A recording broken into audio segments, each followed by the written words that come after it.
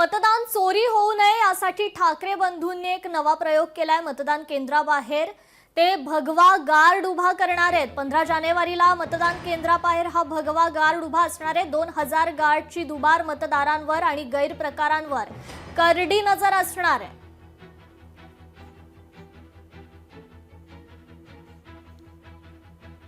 आम्ही बोगस किंवा दुबार मतदारांना फटकवू आणि जे पैसे वाटतायत तर भाजपच्या लोकांना शिंदेचे लोक ठोकतायत आणि शिंदेच्या लोकांना भाजपचे लोक ठोकतायत। आम्ही त्यांना सुपारी दिली आहे।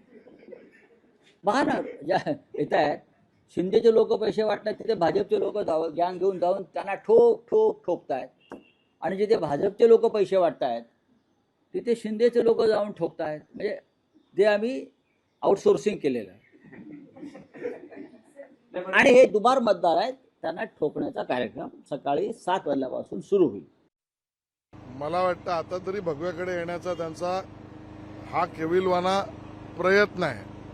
भगवा त्यांनी कायमस्वरूपी सोडला, बाळासाहेबांचे विचार सोडले, हिंदुत्वाला तिलांजली दिली, मामूंच्या गोदीत जाऊन बसले। आता निवडणुकीच्या दिवशी भगवं काहीतरी ब्रिगेड निर्माण करायचं याचा अर्थ स्वतःला फसवलंय कसं याची जाहीर कबुली देण्यासारखं आहे।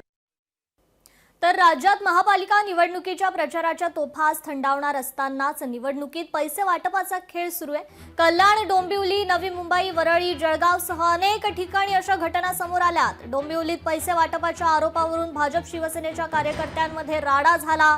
तिकडे वरळीत हेमांगी वरळीकरांच्या पतीनं पैसे वाटल्याचा आरोप अपक्ष उमेदवार आणि शिवसेनेनं केलाय। तर दुसरीकडे राष्ट्रवादीचे नेते झिशान सिद्दीकी यांच्या पॅम्पलेट बरोबरच काही पैसे दिल्याचा व्हिडिओ समोर आलाय।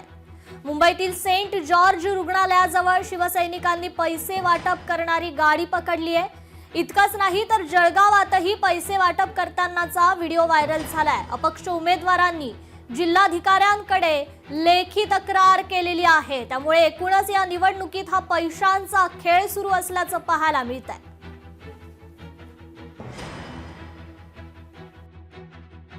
आम्ही बोगस किंवा दुबार मतदारांना फटकवू आणि जे पैसे वाटतायत तर भाजपच्या लोकांना शिंदेचे लोक ठोकतायत आणि शिंदेच्या लोकांना भाजपचे लोक ठोकतायत। आम्ही त्यांना सुपारी दिली आहे। बघा ना, ज्या येत आहेत शिंदेचे लोक पैसे वाटतात तिथे भाजपचे लोक गॅंग घेऊन जाऊन त्यांना ठोकतायत आणि जिथे भाजपचे लोक पैसे वाटतायत तिथे शिंदेचे लोक जाऊन ठोकतायत। म्हणजे ते आम्ही आउटसोर्सिंग केलेलं आहे आणि हे दुबार मतदार आहेत त्यांना ठोकण्याचा कार्यक्रम सकाळी 7 वाजल्यापासून सुरू होईल। भारतीय जनता पक्षाला पैसे वाटल्याशिवाय मतदानच मिळू शकत नाही। चंद्रपूर शहरामध्ये सुद्धा कालपासून त्यांचे अनेक आमदार इथे उतरलेत, प्रभागाने बसवले आणि त्यांच्या माध्यमातून प्रचंड पैशाचं वाटप सुरू झालेलं आहे। मुंबईमध्ये तर 3-3 हजाराचे पाकिट वाटताना ज्या घरात पाकिट पडलं त्या महिलेनेच ते तिथं उघड केलं। म्हणजे भाजपाला पैसे वाटत असताना हा निवडणूक आयोग काय करतोय इतका खुलेआम? कुठे आहे यांची यंत्रणा? निवडणूक आयोगाची यंत्रणा कुठे आहे? हे काय गुलाम झाले आहेत काय भारतीय जनता पक्षाचे?